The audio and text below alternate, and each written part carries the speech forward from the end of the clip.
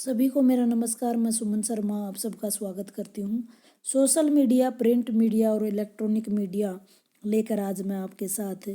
जैसा कि आप जानते हैं कि संचार जो व्यक्ति विशेष और समाज का अभिन्न अंग बनता जा रहा है। जनसंचार के विभिन्न प्रकार हैं ये। सोशल मीडिया, प्रिंट मीडिया और इलेक्ट्रॉनिक मीडिया तीनों ही प्रमुख संचार माध्यमों में से एक एक करके निम्नलिखित रूप से हम इसका वर्णन करेंगे। पहले पढ़ते हैं सोशल मीडिया। सोशल मीडिया जो कि एक सामाजिक माध्यम हम कहते हैं। प्राचीन समय में लोगों को एक दूसरे के माध्यम से जो सूचनाएं मिलती थी वह सामाजिक माध्यम सोशल मीडिया ही था। परंतु आज जब ये सूचनाएं हमें आपस में ही समाज के लोगों से कभी व्हाट्सएप पे, कभी फेसबुक, कभी ट्विटर और कभी इंस्टाग्राम, कभी मेल या मैसेज के रूप में मिलती हैं, तो यही सोशल मीडिया है। यह अपने आप में एक रिकॉर्ड बनता जाता है। यही सूचनाएं आज सोशल मीडिया के रूप में अभिनीत की जाती हैं। सोशल मीडिया के संचालन में मोबाइल, कंप्यूटर, लैपटॉप, इंटरनेट और नेटवर्क महत्वपूर्ण भूमिका निभाता है। यह हमारी ज़िंदगी का अहम हिस्सा बनता जा रहा है, जिसके बहुत सारे फीचर्स हैं, जैसे सूचनाएं प्रदान करना, मनोरंजन करना, शिक्षित करना, बहुत कुछ इसमें शामिल है। सोशल मीडिया एक अपरंपरागत मीडिया है, अपरंपरागत स्रोत है। यह एक वर्चुअल वर्ल्ड बनता जा रहा है जो इंटरनेट के माध्यम से संचालित होता है।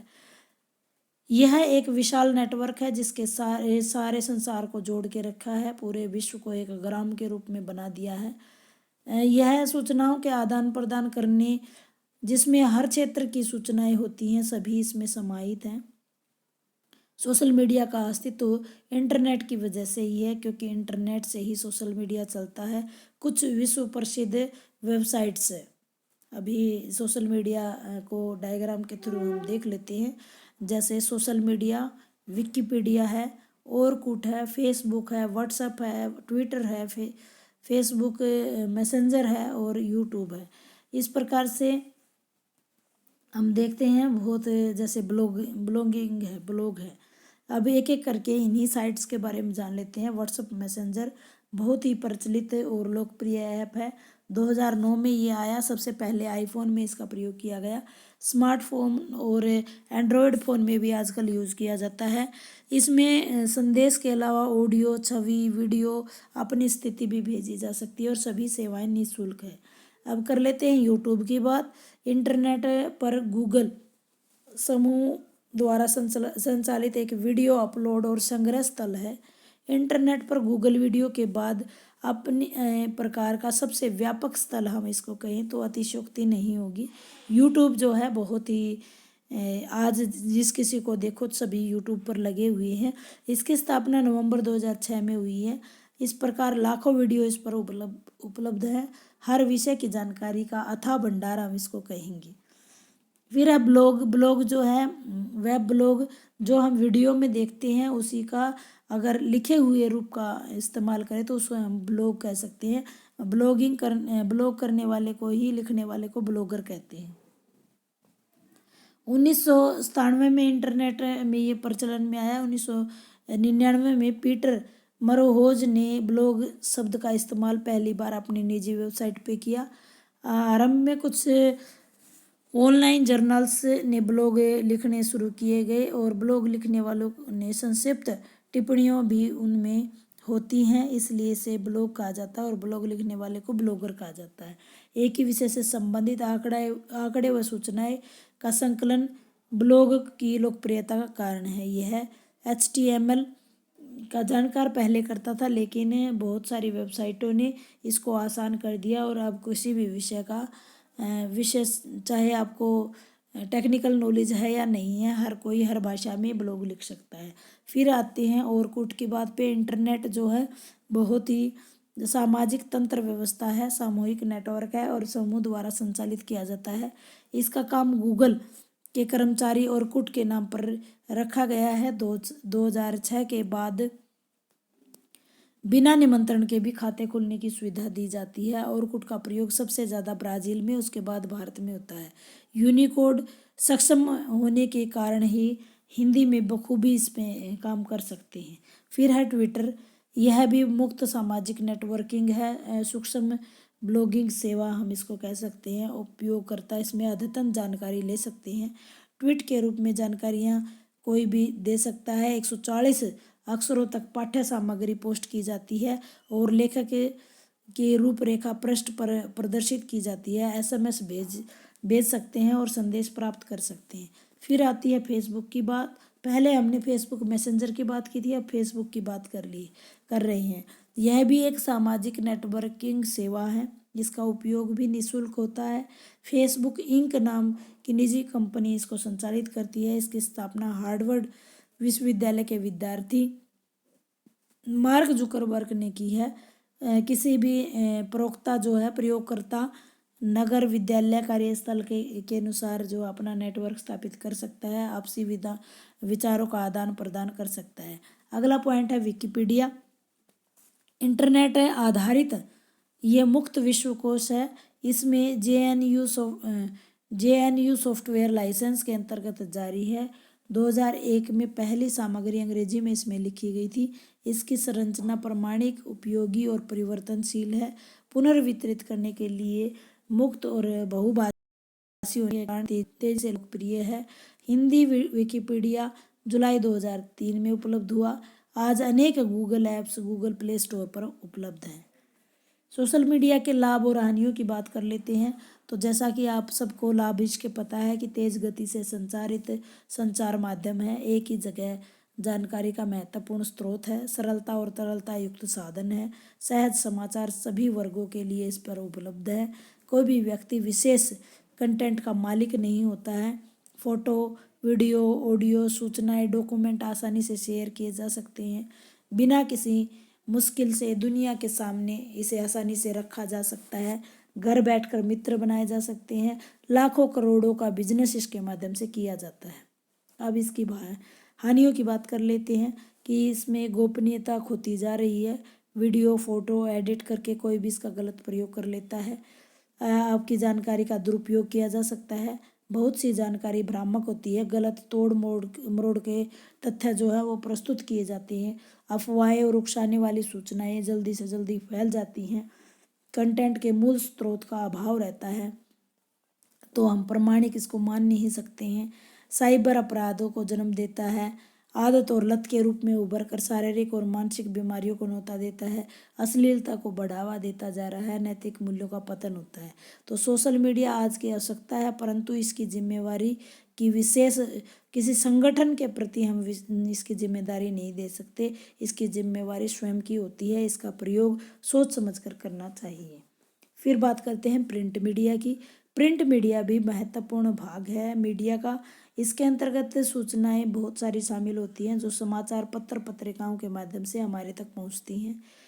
इसका इंटरनेट लोग जो जब इंटरनेट से परिचित नहीं थे तब प्रिंट मीडिया ही संचार का एक माध्यम हुआ करता था। आज भी इस माध्यम की विश्वसनीयता सर्वाधिक है। जनसंचार के आधुनिक माध्यमों में सबसे पुराना यह है।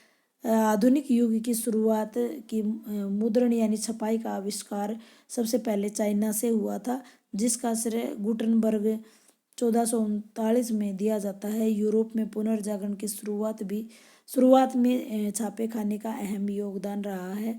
भारत में पहला छापाखाना गोवा में 1556 में खुला था।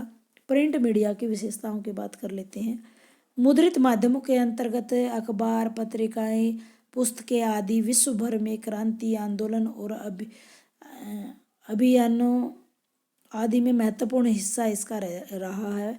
भारत में पहला समाचार 1780 में जेम्स हिक्की द्वारा बंगाल गजट नाम से प्रकाशित हुआ। इसके बाद भारत में संचार की क्रांति सी आ गई। अनेक पत्र पत्रिकाएं निकलनी शुरू हो गई। मुद्रित माध्यमों में अब विशेषताओं की बात कर लेते हैं। मुद्रित माध्यमों में सबसे बड़ी विशेषता या शक्ति है यह है कि छपे हुए शब्दों का स्थायित्व होता है और लंबे समय तक सुरक्षित रखे जा सकते हैं। लिखित भाषा का विस्तार होता है और लिखने से भाषा में व्याकरण, वर्तनी और शब्दों का उपयुक्त प्रयोग इस्तेमाल करना हमें आ जाता है। चिंतन, विचार और विश्लेषण की क्षमता का विकास होता है। औपचारिक और अनौपचारिक दोनों ही भाषाओं का अंतर हमें समझ आता है। इसका प्रयोग संदर्भ की जगह हम कर सकते हैं। अब सीमाओं की बात करें कि जो प्रिंट मीडिया है वो निरक्षरों के लिए बिल्कुल भी काम का नहीं है। भाषा ज्ञान के साथ साथ शैक्षिक ज्ञान योग्यता का होना भी ज़रूरी है। तुरंत इलेक्ट्रिक माध्यमों व सोशल मीडिया की तरह घटनाएं जो हैं वो एक दिन बाद छपती हैं, क्योंकि इसका समय लगता है इन चीज़ों को इकट्ठा करने में, इसको बनाने में, शब्दों का चयन करने में। समाचार और रिपोर्ट प्रस्तुति की एक डेडलाइन होती है, जल्दी से जल्दी कई बार सामग्री में बनावट, जल्दी के कारण जो है बनावटीपन आ जाता है। कई बार अच्छी सामग्री को का स्थान और समय के अभाव में जानकारी छूट जाती है, और कई बार जो है बिना अच्छी सामग्री को स्थान मिल जाता है। सावधानियां क्या रखनी चाहिए हमें? मुद्रित माध्यमों की जगह स्थान स्पेस का पूरा ध्यान रखना चाहिए। रिपोर्ट और फीचर व आलेख की शब्द सीमा का हमें ध्यान रखना चाहिए। व्याकरणिक शुद्धता का हमें ध्यान रखना चाहिए। गलती से भी कोई अशुद्धि ना रह पाए, या अशुद्धि रह भी जाए तो अगले अंक में इसका शुद्धिकरण प्रस्तुत किया जाना चाहिए। भविष्य क्या है अब इसका? मुद्रित माध्यम सूचनाओं का अथाह सागर है। हिंदी का पहला अखबार 1826 में उदंत मार्तंडेय आया। स्वतंत्रता पूर्व अनेक अखबार आए। सभी अखबारों को अंग्रेजों ने दमनकारी नीतियां अपनाकर बंद करने का सिलसिला चला। समय अनुसार इसका स्वरूप बदलता रहा। पहले सारा काम मैनुअल होता था, परंतु आज यह सब काम कंप्यूटर पर होता है। आज अखबार में डिजाइन, लेआउट, फ़ॉन्ट का ध्यान दिया जाता है। बदलते युग में अखबारों का स्वरूप भी बदल रहा है। आज अखबारों की अपनी वेबसाइटें हैं, ई पेपर के फॉर्मेट में ये छपते हैं, लेकिन बाद में इसका प्रिंट का अपना महत्व है, और दिन प्रतिदिन यह महत्व बढ़ता ही जा रहा है। सफलतापूर्वक उपलब्ध होने वाला है, अपितु आज भी सर्वाधिक विश्वसनीय स्रोत हम इसको मान सकते हैं। अब हम बात कर रहे हैं इलेक्ट्रॉनिक माध्यम की। इलेक्ट्रॉनिक माध्यम से अभिप्राय उन माध्यमों से है जिससे प्राप्त सूचनाओं से जो बिजली से संचालित होती हैं। टेलीविज़न, रेडियो, इंटरनेट के माध्यम से सूचना इलेक्ट्रिक मीडिया के अंतर्गत आती हैं। रेडियो प्रोड्यूसर डॉक्टर हरिपाल के अनुसार श्रव्य और दृश्य विधा के माध्यम से तुरंत सूचना देने वाला माध्यम इलेक्ट्रॉनिक मीडिया है। स्वरूप और अवधारणा की बात करें तो इस अपने स्वरूप में प्रिंट मीडिया से एकदम अलग है ये। भले ही इसका विकास प्रिंट मीडिया से ही हुआ हो, लेकिन इसके आदर्शों और परंपराओं की छाया से ये फल फूल रहा है। प्रिंट मीडिया जहां अखबारों का ढांचा खड़ा करता है, वहीं इलेक्ट्रॉनिक मीडिया खबरों में जान फूंक देता है। अखबार किसी फुटबॉल और क्रिकेट मैच से संबंधित जानकारी का चित्र और हेडलाइन बनाकर छापता है, जबकि रेडियो या टेलीविज़न उसको रोमांचक मैच की कमेंट्री, प्रत्येक क्षण की सनसनीखेज क्षण की प्रस्तुति दे करके उसे सजीव बना देता है। दर्शक और जो श्रोता है उसको लगता है कि वो मैदान में ही बैठे हैं। इलेक्ट्रॉनिक मीडिया की अवधारणा ही खबरों के तेज, सजीव और वास्तविक व सीधा प्रसारण से जुड़ी है। चमत्कारपूर्ण प्रभाव पैदा ये कर देती है। भारत में टेलीविज़न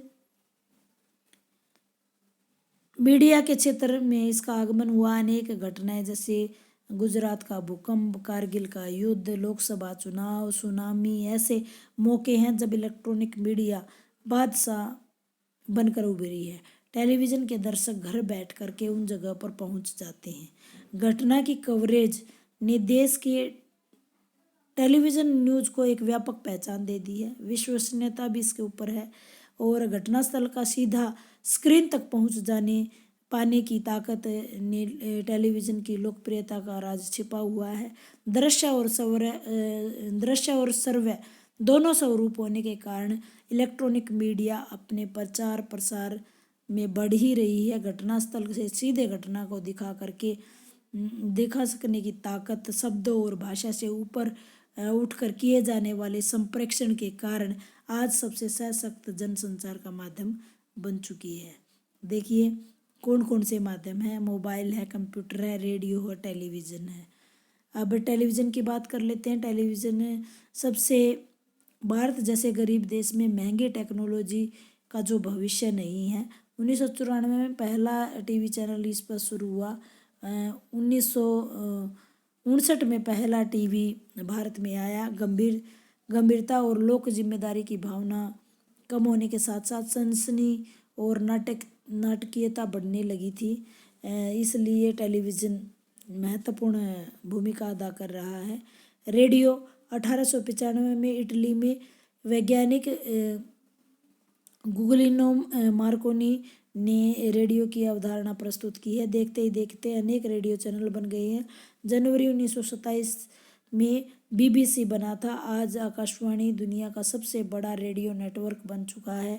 1 अरब से अधिक लोगों तक इसकी पहुंच है। देश भर में 250 से अधिक छोटे बड़े केंद्र हैं। 25 से अधिक भाषाओं और 150 से अधिक बोलियों में ये कार्यक्रम प्रसारित करते हैं। FM सेवा की शुरुआत भी भारत में रेडियो को एक नया मुकाम उसमें मिला है। टेलीविज़न की भांति रेडियो पर बोले जाने वाले शब्दों पर बहुत ज़्यादा ध्यान दिया जाता है।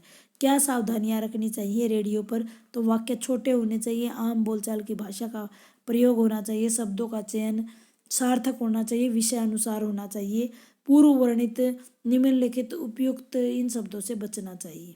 अब कंप्यूटर और इंटरनेट की बात कर लेते हैं। इलेक्ट्रिक मीडिया में नई नई मंजिलें जुड़ती जा रही हैं, जिसमें कंप्यूटर और इंटरनेट और मोबाइल फ़ोन ये तीनों ही महत्वपूर्ण है। तीनों ने नई गति और विस्तार प्रदान कर दिया है। आज इंटरनेट पर अनेक ब्लॉग, वेबसाइट, वेब पोर्टल में वेब मैगजीन उपलब्ध हैं। रोज़ ही इसका प्रचार प्रसार बढ़ता जा रहा है। जैसे मोबाइल आप देख ही रहे होंगे कि हर किसी के हाथ में, हर किसी घर में, हर किसी सदस्य के पास उपलब्ध है। तो ये उपलब्ध है तो सारी जानकारियाँ उपलब्ध हैं। हम कह सकते हैं कि सोशल मीडिया, प्रिंट मीडिया और इलेक्ट्रॉनिक मीडिया तीनों का अलग अलग स्थान है, अलग अलग पहचान है, अलग अलग प्रयोग है। सूचना क्रांति के इस दौर में तीनों का ही अपना महत्व है। ये तीनों एक दूसरे में सहायक सिद्ध होते हुए भी मनोरंजन, तरक्की, प्रगति कर रहे हैं और तीनों का जो भविष्य है वो स्वर्णिम है। उम्मीद करती हूँ जानकारी आपको अच्छी लगी होगी। बने रहिए। धन्यवाद।